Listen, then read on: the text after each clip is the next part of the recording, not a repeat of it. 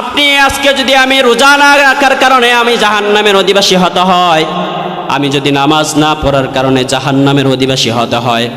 আমি যদি আজকে কোরআন শিক্ষা না করার কারণে যদি আমি জাহান্নামের অধিবাসী হতে হয়, সুতরাং আজকে আপনি আমাকে দুনিয়ায় থাকা অবস্থায় যেই সমস্ত বাবা মায়ের গর্ভে পাঠিয়েছিলেন, যাদের দায়িত্ব ছিল আমি সন্তানকে দ্বীনি শিক্ষায় শিক্ষিত করা,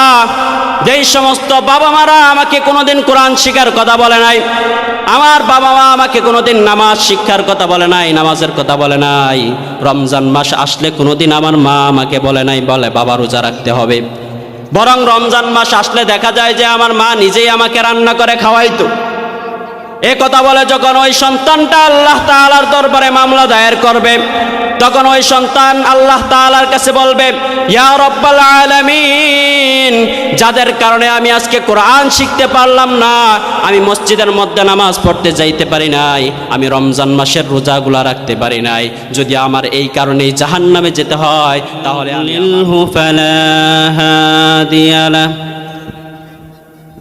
ونشهد أن لا إله إلا الله وحده لا شريك له ونشهد أن سيدنا وسندنا وحبيب ربنا وطبيبنا وطبيب قلوبنا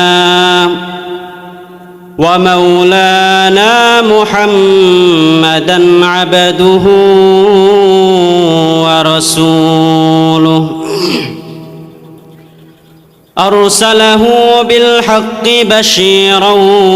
ونذيرا وداعيا إلى الله بإذنه وسراجا وقمرا منيرا أما بعد فأعوذ بالله من الشيطان الرجيم بسم الله الرحمن الرحيم إنا أنزلناه قرآنا عربيا لعلكم تعقلون وقال رسول الله صلى الله عليه وسلم خيركم من تعلم القرآن وعلمه صدق الله العظيم وصدق رسوله النبي الكريم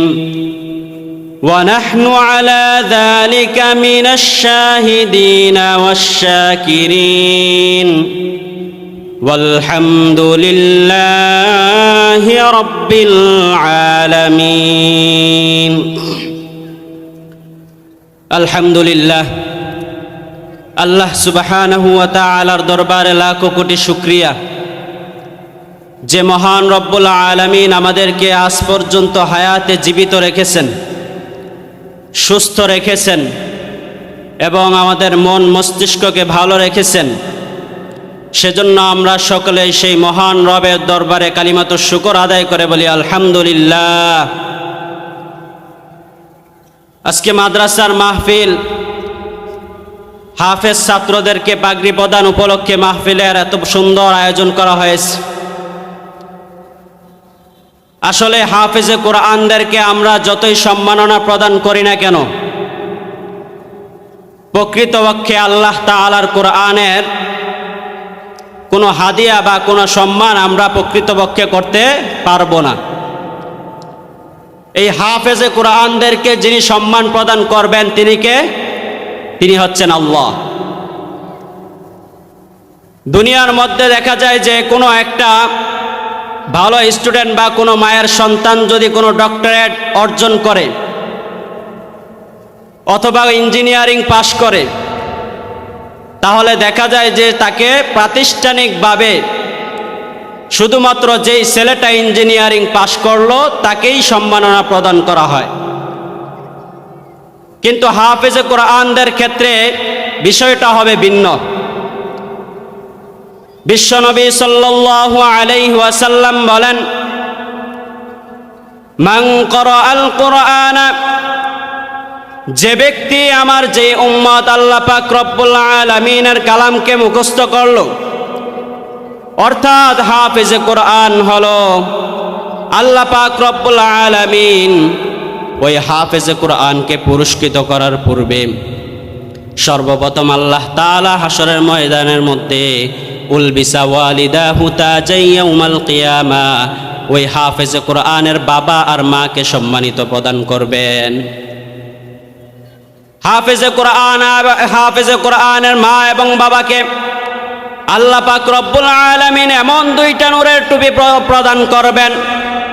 যেই নূরের টুপিগুলা হাসরের ময়দানের মধ্যে এমনভাবে আলোক উজ্জ্বল হতে থাকবে।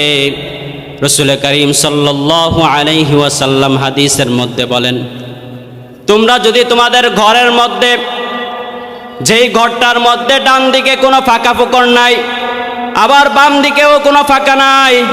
উপরের দিকেও কোনো ফাঁকা নাই, নিচের দিকেও কোনো ফাঁকা নাই, এমন একটা ঘরের মধ্যে যদি তোমরা আলোক উজ্জ্বলময় সূর্যটাকে প্রবেশ করিয়ে দাও, তাহলে ওই ঘরের মধ্যে যেই পরিমাণ আলো হবে, ওই হাফেজে কোরআনদের বাবা আর মাকে যেই মুকুট প্রদান করা হবে, তার চাইতে বেশি আলোক উজ্জ্বল হয়ে হাসরের পুরো ময়দানটাকে আল্লাহ তাআলা আলো দ্বারা ভরপুর করে দিবে। তাহলে হাফেজে কোরআনের বাবা মাকে যদি আল্লাহ তাআলা এই পরিমাণ সম্মান দান করতে পারেন, তাহলে যেই লোকটা সারা দিন রাত কষ্ট করে না খেয়ে মাদ্রাসার মধ্যে ভালো তেমন খাবার পায় না, কত কষ্ট করে লেখাপড়া করে, উস্তাদদের পিটুনি খায়, তারপরে দেখা যায় এই শীতের মধ্যে যেই সময়টার মধ্যে সারা দুনিয়ার মানুষ ঘুমায়, এমন সময় উঠে সুন্দর করে উজু বানায় আল্লাহর কোরআনকে নিয়ে মেহনত করে হাফেজে কোরআন হয়, ওই হাফেজে কোরআনকে আল্লাহ তাআলা কি পরিমাণ সম্মান দান করবে। বিশ্বনবী সাল্লাল্লাহু আলাইহি ওয়াসাল্লাম বলেন, মান ক্বরাআল কুরআন, আমার যেই উম্মত হাফেজে কোরআন কোরআনুল কারীমকে মুখস্থ করলো, এই কোরআনুল কারীমকে মুখস্থ করার কারণে হাসরের ময়দানের মধ্যে তাকে বলা হবে, ইকরা ওয়ারতাকি ওয়ারাত্তিল কামা কুনতা তুরাত্তিল ফিদ দুনিয়া। ও হাফেজে কোরআন, তুমি দুনিয়ায় থাকা অবস্থায় যেমনিভাবে তুমি সুন্দর করে তোমার সুমধুর কণ্ঠে কোরআনুল কারীমের তেলাওয়াত করতে, ঠিক তেমনিভাবে তুমি আজকে এক একটা করে আয়াত তেলাওয়াত করতে থাকো, আর জান্নাতের মধ্যে তোমার অবস্থানকে তুমি ভালোভাবে করে নাও। আল্লাহ পাক রব্বুল আলামিন সমস্ত মানুষদের মধ্য হতে কেবল ওই সমস্ত মানুষদেরকে আল্লাহ তাআলা শ্রেষ্ঠ বানায় দিয়েছেন, যে বা যারা তাদের অন্তরটাকে কোরআনের জন্য বানায় নিছে। বিশ্বনবী সাল্লাল্লাহু আলাইহি ওয়াসাল্লাম বলেন, খায়রুকুম মান তাআল্লামাল কুরআন ওয়া আল্লামা, তোমাদের মধ্য হতে সর্বোত্তম ব্যক্তি হলো ওই ব্যক্তি যে ব্যক্তি কোরআনুল কারীম শিক্ষা করে এবং অন্যকে শিক্ষা দেয়। আমার আপনার দৃষ্টিতে হয়তো বা যে ব্যক্তির ভালো একটা ডিগ্রি আছে সেই লোকটা সর্বোত্তম ব্যক্তি হতে পারে। আমার আপনার দৃষ্টিতে হয়তো বা যে লোকটা ইঞ্জিনিয়ারিং পাশ করলো সেই লোকটা হয়তো বা সর্বোত্তম ব্যক্তি হতে পারে। দুনিয়ার জমিনের মধ্যে আমি আপনি হয়তো বা ভাবতে পারি যেই লোকটা নাকি দুনিয়ার মধ্যে সবচাইতে বেশি টাকা পয়সার মালিক, ওই লোকটা হয়তো বা আমার আপনার দৃষ্টিতে সর্বোত্তম ব্যক্তি হতে পারে। কিন্তু আল্লাহর রাসূল সাল্লাল্লাহু আলাইহি ওয়াসাল্লাম বলেন, না না না, যার কাছে টাকা আছে পয়সা আছে ওই লোকটা কোনোদিন সর্বোত্তম ব্যক্তি হতে পারে না। সর্বোত্তম ব্যক্তি হবে ওই ব্যক্তিটাই যে ব্যক্তি নিজে কোরআনুল কারীম শিক্ষা করে এবং অন্যকে শিক্ষা দেয়। ঠিক কিনা? এই কোরআন এমন একটা দামি বিষয়, এই কোরআন এমন একটা গ্রন্থ যেই কোরআন সম্পর্কে আল্লাহ পাক রব্বুল আলামিন নিজেই বলে দিয়েছেন, জালিকাল কিতাব, এই কোরআন হচ্ছে এমন একটা কিতাব, লা রাইবা ফি, যেই কোরআনের মধ্যে সন্দেহের কোনো অবকাশ নাই। এই কোরআন হলো এমন একটা কিতাব, পৃথিবীর জমিনের মধ্যে যত বই আছে, যত পরিমাণে গ্রন্থ আছে, এই কোরআনের ধারে কাছে কোনো গ্রন্থ নাই। বিশ্বনবী সাল্লাল্লাহু আলাইহি ওয়াসাল্লাম বলেন, মান ক্বরাআল কুরআন মান ক্বরাআ হারফাম মিন কিতাবিল্লাহ ফালাহু হাসানা। আমার যেই উম্মত এই পবিত্র কালামুল্লাহ শরীফ থেকে শুধুমাত্র একটা আয়াত না, বরং একটা সূরাও না, বরং শুধুমাত্র একটা অক্ষর তেলাওয়াত করলো, আর এই একটা অক্ষর তেলাওয়াত করার কারণে আমার আল্লাহ পাক রব্বুল আলামিন আমার ওই বান্দার, আমার ওই উম্মতের আমলনামার মধ্যে নেকি দিয়ে দেয়। ওয়াল হাসানাতু বিআশরি আমসালিহা। আর আমার এই উম্মতকে আল্লাহ তাআলা একটা অক্ষর তেলাওয়াত করার কারণে কমপক্ষে 10টা নেকি দিয়ে দেয়। রাসূল করিম সাল্লাল্লাহু আলাইহি ওয়াসাল্লাম বলেন, কেউ যদি আলিফ লাম মিম পরে এই 3টা অক্ষর তেলাওয়াত করে,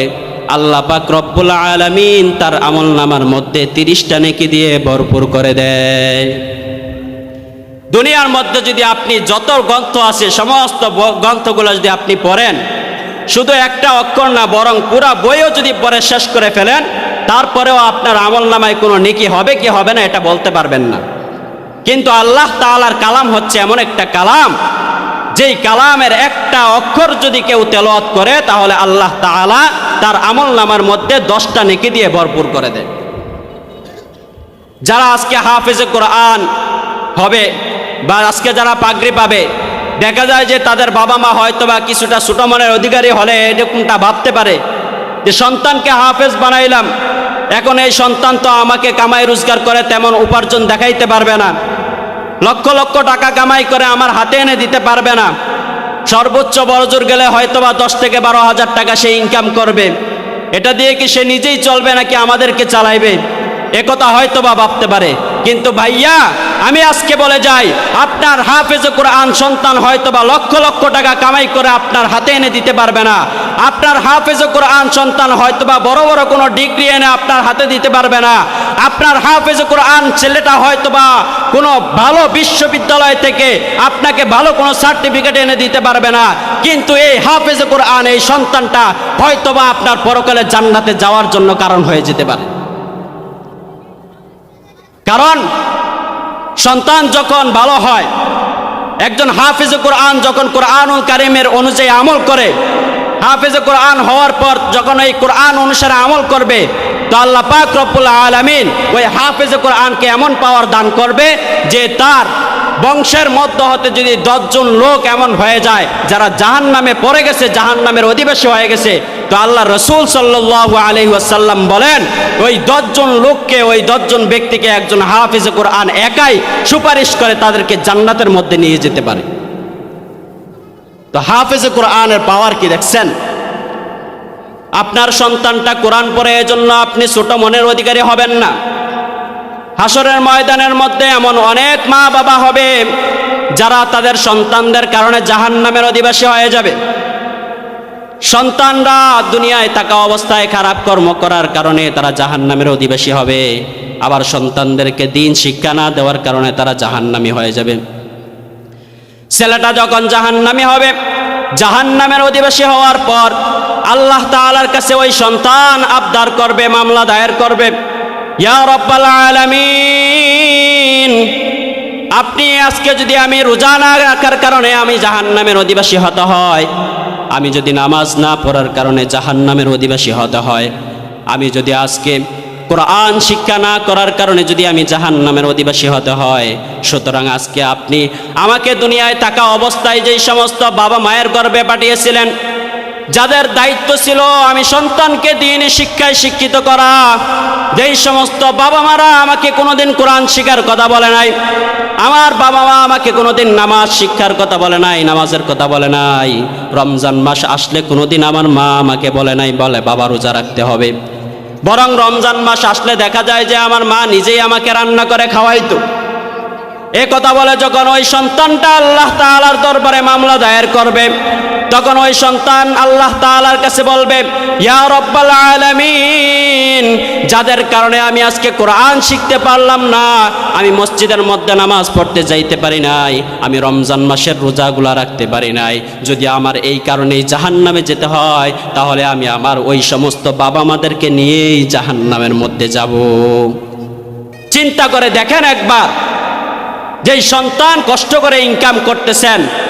আপনি আপনার সন্তানকে ভালো খাওয়ানোর জন্য, ভালো পড়ানোর জন্য